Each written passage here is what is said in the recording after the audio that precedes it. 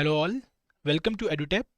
In this video, we are going to discuss some important MCQs from the Public Administration subject for ESIC Deputy Director course. देखिए public administration एक बहुत ही important topic है in the ESIC deputy director examination और इसके ऊपर जो questions आ रहे हैं वो काफ़ी अच्छे क्वेश्चंस आते हैं. हमने प्रीवियस ईयर क्वेश्चंस देख भी रखे हैं. तो यहाँ पर हम आज डिस्कस करने वाले हैं 10 important MCQs from the public administration subject जो आपको हेल्प करेंगे in preparing for your exam. तो शुरुआत करते हैं लेक्चर की. सबसे पहले मैं आपको बता दूं कि we are going to discuss 10 most important MCQs hair.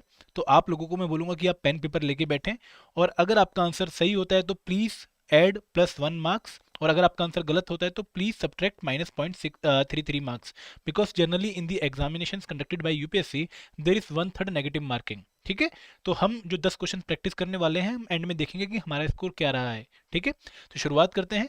देखिए पहला क्वेश्चन है from the Indian polity part, Indian political setup part of public administration. The power to appoint officers, servants and other staff of the Supreme Court rest with the power to appoint officers, servants and the other staff of Supreme Court rest with the option A the President of India, option B the Chief Justice of India, option C the Parliament of India and option D ministry of law, justice and company affairs. इनमें से किसके पास power है to appoint officer, servant and other staff of the Supreme court.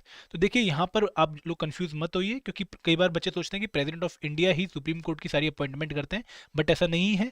The Chief justice of India, याद रखिए Chief justice of India is empowered to appoint officer, servant and other staff of supreme Court. ठीक है, जो भी administrative work के लिए staff चाहिए उनको अपॉइंट करने की power chief justice of India के पास है. अब देखते हैं आज का second question. Which one among the following is not, देखिए सबसे पहले नॉट को अंडरलाइन कर दीजिए, is not covered under the special leave petition of supreme court under article 136 of Indian constitution. देखिए under article 136 of Indian constitution supreme court if उसको लगता है कि बहुत इंपॉर्टेंट या इमीडिएट सिचुएशन है, it can grant special leave. Special leave मतलब वो उस केस को स्पेशल अटेंशन दे सकता है और उस केस को ट्रांसफर करवा सकता है from the lower courts to itself. ठीक है, तो आर्टिकल 136 में कौन सी कोर्ट कवर नहीं है जिसके against supreme court special leave petition use कर सकता है? High courts, subordinate courts, administrative tribunals या फिर मिलिट्री ट्रिब्यूनल. तो याद रखिए मिलिट्री ट्रिब्यूनल वो बॉडी है जो कवर्ड नहीं है under the special leave appeal of supreme court. अगर कोई मैटर ऐसा है जो मिलिट्री ट्रिब्यूनल के पास है और सुप्रीम कोर्ट अगर चाहे कि उस मैटर को अपने पास बुलाए, अपने जुरिडिक्शन में लेकर आए, तो ऐसा वो नहीं कर सकती है. But high court, subordinate court and administrative tribunals are covered under the special leave appeal of the Supreme Court. तो राइट आंसर क्या बनेगा हमारा? Option D. क्वेश्चन नंबर 3 देखते हैं. क्वेश्चन नंबर 3 है regarding the power of the Supreme Court. Question क्या है कि the power of the Supreme Court of India to decide disputes between the centre and the state falls under its advisory jurisdiction, appellate jurisdiction, original jurisdiction या फिर constitutional jurisdiction. अगर मान लो supreme court के पास ये power है, हम सब जानते हैं कि supreme Court is a final court है ना, and the federal court of India, top most federal court of India. और जब भी कोई डिस्प्यूट अराइज होता है बिटवीन सेंटर एंड स्टेट या फिर between centre and state one side and other states on other side या फिर बिटवीन स्टेट्स, तो उनके डिस्प्यूट कौन रिजोल्व करता है? उनके डिस्प्यूट रिजोल्व करती है हमारी सुप्रीम कोर्ट. लेकिन उनकी इस जुरिडिक्शन को क्या कहते हैं, ऐसा आपसे इस क्वेश्चन में पूछा गया है. क्या उसको एडवाइजरी जुरिडिक्शन कहते हैं? वर्ड एडवाइजरी है तो ये तो नहीं हो सकता. अपीलेट जुरिडिक्शन को कह सकते हैं. अपीलेट में बेसिकली मतलब क्या है कि अपीलेट में आप अपील करके जाते हो सुप्रीम कोर्ट के पास कि पहले आप एक लोअर कोर्ट में गए थे, हाई कोर्ट में या सबऑर्डिनेट कोर्ट में, और उसके डिसीजन के अगेंस्ट आप अपील कर रहे हो टू द सुप्रीम कोर्ट. तो ऐसा यहाँ पर नहीं है, तो ओरिजिनल अपीलेट जुरिडिक्शन में पार्ट नहीं बनेगा. ओरिजिनल जुरिडिक्शन का मतलब क्या है? इसका मतलब ये है कि आप जो ये कोर्ट है उसके पास अकेले के पास ये पावर है, एक्सक्लूसिव पावर है कि वही ये डिस्प्यूट सॉल्व कर सकती है और कोई कोर्ट ये पावर नहीं रखती कि जो ये डिस्प्यूट सेंटर और स्टेट के बीच में है उनको रिजॉल्व कर सके. तो यहाँ पर ओरिजिनल वर्ड का मतलब ये है कि सिर्फ और सिर्फ सुप्रीम कोर्ट के पास पावर है कि वो डिस्प्यूट जो है सेंटर और स्टेट के बीच में, उनके बीच में डिसीजन लेकर आ सकती है. और ये स्टेटमेंट बिल्कुल सही है कि the power of the Supreme Court of India to decide disputes between the centre and the state fall under its original jurisdiction. देखिए इंडिया में जितनी भी कोर्ट्स हैं, हम जानते हैं कि इंडिया में इंटीग्रेटेड सेट ऑफ कोर्ट्स है, कोर्ट है, ठीक है, और इंडिपेंडेंट कोर्ट है. तो यहाँ पर सबसे लोअर लेवल पे कौन सी है? सबऑर्डिनेट कोर्ट्स, जैसे district court, magistrate court, session court. उनके ऊपर क्या है? High courts. हर एक स्टेट में लगभग एक हाई कोर्ट है. और सबसे ऊपर क्या है? Supreme Court. ठीक है, तो Supreme Court is the topmost court in India और हमारे कॉन्स्टिट्यूशन ने इसको क्या बोला हुआ है? The protector of fundamental rights. इसके साथ साथ it is the federal court of India. मतलब क्या? कि अगर कोई भी डिस्प्यूट आता है between centre on one side and states on other side, तो ऐसे डिस्प्यूट को आप सिर्फ और सिर्फ सुप्रीम कोर्ट में लेकर जा सकते हो और सिर्फ सुप्रीम कोर्ट ही इस डिस्प्यूट को सॉल्व कर सकता है। हाई कोर्ट के पास ये पावर नहीं है, सबऑर्डिनेट कोर्ट्स के पास ये पावर नहीं है। तो इसका मतलब यह है कि ये ओरिजिनल जुरिडिक्शन है जो किसी और कोर्ट के पास नहीं है। तो राइट आंसर क्या बनेगा? Option C. अब देखते हैं क्वेश्चन नंबर 4।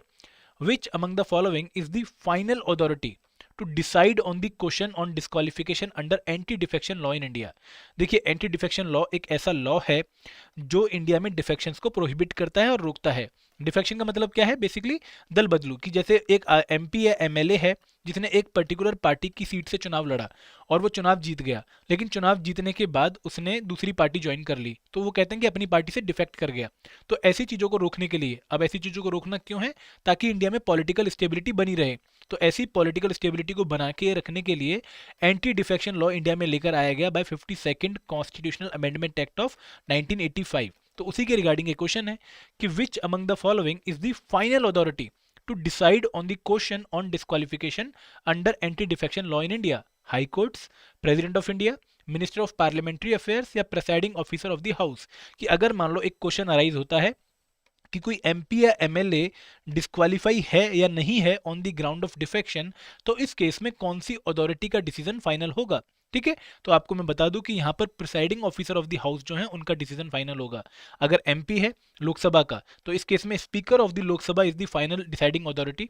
अगर एक एमपी है राज्यसभा का, तो इस केस में chairman of the Rajya Sabha is the final deciding authority. अगर एक एमएलए है स्टेट लेजिस्लेटिव असेंबली का, तो speaker of the legislative assembly is the final deciding authority. और अगर एक एमएलए है स्टेट लेजिस्लेटिव काउंसिल का, तो इस केस में chairman of the state legislative council is the final deciding authority. तो presiding officer of the house is basically the final deciding authority. अब आते हैं क्वेश्चन नंबर 5 पे। Who among the following can be disqualified? देखिए, can be disqualified पूछा कि disqualified हो सकता है as a member of parliament on the grounds of defection. There are 4 to 5 grounds of defection और आपसे पूछा है कि इनमें से कौन सा MP डिस्क्वालीफाई माना जाएगा on the ground of defection। मतलब बेसिकली आपसे कंडीशन पूछी गई है।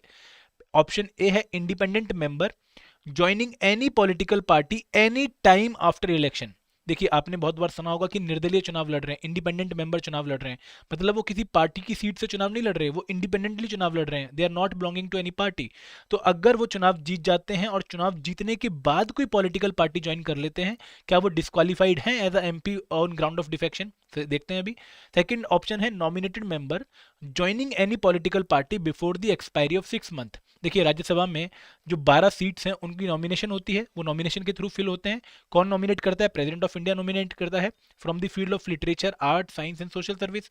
अगर एक नॉमिनेटेड मेंबर है जिसने राज्यसभा ज्वाइन करी और अपनी ज्वाइनिंग के बाद 6 महीने के बाद वो कोई 6 महीने से पहले पहले before the expiry of 6 month वो कोई पॉलिटिकल पार्टी ज्वाइन कर ले, तो क्या वो डिस्क्वालीफाई होगा? अगेन देखते हैं। Member preaching and practising social crime such as untouchability. And D member going out of his party as a result of merger of the party with another party. तो देखिए, यहाँ पर nominated member joining any political party after the expiry अगर होता तो वो disqualify माना जाता on the ground of defection. लेकिन अगर 6 महीने के अंदर अंदर ज्वाइन कर लेता है तो उसको डिस्क्वालीफाई नहीं माना जाएगा।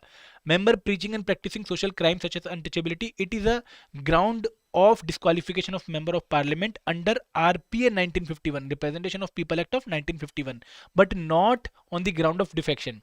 Same is the case with the last statement. Member going out of his party as a result of member of the party with merger of party with another party, it is an exception to the anti defection law. Exception में बोला गया कि अगर 2/3 member एक party के दूसरी party में मर्ज हो रहे हैं, तो उस केस में जो मर्ज हुए हैं ना तो उनको डिफेक्शन मानी जाएगी और ना ही जो बचे हैं उन पर डिफेक्शन मानी जाएगी। तो इस क्वेश्चन में राइट आंसर क्या बनेगा हमारा? Option A, independent member joining any political party any time after election. ठीक है, अब आते हैं क्वेश्चन नंबर 6 पर। क्वेश्चन नंबर 6 है, the president under article 359 can not suspend the right to move the court for the enforcement of fundamental rights guaranteed by option A article 20 and 21, option B article 19 and article 20, option C article 21 and option D none of the above। देखिए, question क्या कह रहा है। अगर आप लोगों ने article 359 नहीं पढ़ा है तो I would like to tell you कि आर्टिकल 359 एक केस है नेशनल इमरजेंसी का, जहां पर बताया गया है कि किस तरीके से नेशनल इमरजेंसी का इफेक्ट पड़ सकता है ऑन दी फंडामेंटल राइट्स। ठीक है, एक आर्टिकल और भी है जो ये बताता है, वो है 358। ठीक है। तो नेशनल इमरजेंसी है कौन सी, बेसिकली आर्टिकल 352 में, जहां पर अगर प्रेसिडेंट साहब को लगता है कि एक थ्रेट आ चुका है या फिर थ्रेट आ सकता है वॉर, एक्सटर्नल एग्रेशन या आर्म्ड रेबेलियन के बेसिस पर, तो वो नेशनल इमरजेंसी इंपोज कर सकते हैं। तो नेशनल इमरजेंसी जब इंपोज है तो उस टाइम पर फंडामेंटल राइट्स की पोजीशन क्या होगी वो बताया गया है आर्टिकल 358 में, आर्टिकल 359 में। आर्टिकल 358 में बोला गया है कि जैसे ही इमरजेंसी लगेगी, 6 rights under article 19 are automatically suspended. और आर्टिकल 359 में बोला हुआ है कि अगर नेशनल इमरजेंसी लगती है तो प्रेसिडेंट साहब एक ऑर्डर इशू कर सकते हैं जहां पर वो कह सकते हैं कि हम कुछ राइट्स की इन्फोर्समेंट सस्पेंड कर रहे हैं। ठीक है, right to move the court suspend कर रहे हैं कुछ राइट्स का। लेकिन 44th कॉन्स्टिट्यूशनल अमेंडमेंट एक्ट ने ये बोला 1978 में कि 2 आर्टिकल ऐसे हैं जिनको आप सस्पेंड नहीं कर सकते, जिनकी इन्फोर्समेंट आप सस्पेंड नहीं कर सकते, वो है आर्टिकल 20 एंड आर्टिकल 21। यही आपसे क्वेश्चन पूछा गया है। ठीक है, तो अगर आप ऐसे अंडरस्टैंडिंग रखेंगे तो आपको क्वेश्चन सॉल्व करने में आसानी रहेगी। ठीक है, अगला क्वेश्चन देखते हैं, question number 7। The 44th constitutional amendment act of 1978 provided for which of the following. देखिए 44th कॉन्स्टिट्यूशनल अमेंडमेंट एक्ट जो थी वो आई थी आफ्टर द इमरजेंसी ऑफ 1975, और इसने बहुत सारे ऐसे इंपॉर्टेंट प्रोविजन ऐड किए to the chapter of national emergency, जिसकी वजह से एक सिंगल आदमी के द्वारा बाद में इमरजेंसी लगाना मुश्किल हो जाए, जैसा कि इंदिरा गांधी के टाइम पे हुआ था। ठीक है, तो यहां पर बोला गया है कि इनमें से क्या चीज प्रोवाइड करी गई है by the 44th constitutional amendment act of 1978। Union cabinet headed by prime minister should communicate the decision for proclaiming national emergency in writing to the president. Option B, the satisfaction of the president for imposing president rule is beyond judicial review. C option, the proclamation of emergency must be approved by both the houses of parliament within 2 months from the date of its issue. Option D, the resolution for revocation of president rule must be passed by special majority in Lok Sabha. आपको बताना है कि इनमें से क्या provide किया गया by the 44th constitutional amendment act of 1978। तो लास्ट वाले ऑप्शन से शुरू करते हैं। The resolution for revocation of president rule must be passed by special majority in Lok Sabha.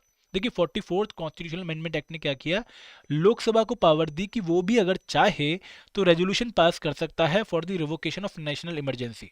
लेकिन ये जो रेजोल्यूशन है सिंपल मेजोरिटी से भी पास हो सकती है, ना कि स्पेशल मेजोरिटी से। तो ये स्टेटमेंट हमारी गलत है। ठीक है, सेकंड ऑप्शन सी देखते हैं, the proclamation of emergency must be approved by both the houses of parliament with in 1 month बोला गया है 44th में, ना कि 2 मंथ। ऑप्शन सी देखते हैं, बी देखते हैं, the satisfaction of the president for imposing present rule is beyond judicial review. नहीं, 44th constitutional amendment act and Minerva mill case में बोला गया है कि जो प्रेसिडेंट साहब की सेटिस्फैक्शन है for imposing president rule it is subjected to judicial review. तो राइट आंसर क्या बनेगा हमारा, ऑप्शन ए। ठीक है, अब आते हैं क्वेश्चन नंबर 8 पर। Appeal against the order of the CAT central administrative tribunal can be made in supreme court, division bench of high court, district court या बोथ ए एंड बी। तो यहां पर आपको चंद्र कुमार केस याद रखना है 1997 का, जहां पर सुप्रीम कोर्ट ने बोला कि अगर कोई सेंट्रल एडमिनिस्ट्रेटिव ट्रिब्यूनल के डिसीजन के अगेंस्ट अपील करता है तो वो अपील सुप्रीम कोर्ट में भी कर सकता है, एंड उस जो CAT की सीट है उसकी जो कंसर्न डिवीजन बेंच रहेगी हाई कोर्ट की, जैसे मान लो अगर सीट लखनऊ की है तो लखनऊ की जो इलाहाबाद हाई कोर्ट है वहां पर वो डिवीजन बेंच में भी अपील कर सकता है। तो राइट आंसर क्या बनेगा, option D, both A and B. ठीक है, question number 9, the power to appoint the chairman and members of the state administrative tribunal is vested in. कि किसके पास पावर है to appoint the chairman and the members of the state administrative tribunal. देखिए power president of India के पास ही है, governor के पास नहीं है, भले ये स्टेट एडमिनिस्ट्रेटिव ट्रिब्यूनल है, लेकिन अपॉइंट करते टाइम चेयरमैन एंड मेंबर को प्रेसिडेंट साहब कंसल्ट करेंगे governor of the concern state को। ठीक है, क्वेश्चन नंबर 10 देखते हैं। To uphold and protect the sovereignty, unity and integrity of India is a provision made in the. देखिए क्वेश्चन यूपीएससी ने अपने बहुत सारे एग्जाम्स में पूछ रखा है, काफी इंपॉर्टेंट है। To uphold and protect the sovereignty, unity and integrity of India is provision made in the preamble, fundamental rights, DPSP या फंडामेंटल ड्यूटीज। देखिए ये ड्यूटी नंबर 3 है कि we have to uphold, the citizen of India has to uphold and protect the sovereignty, unity and integrity of India. तो right answer क्या बनेगा, option D. तो अगर आप लोगों को लेक्चर पसंद आए तो please like the session and also subscribe to our YouTube channel and join our Telegram channel, जहां पर आपको हमारी वीडियोस की एंड PDF की अपडेट मिलती रहेगी। This is all from my side friends, thank you very much. जय हिंद, जय भारत।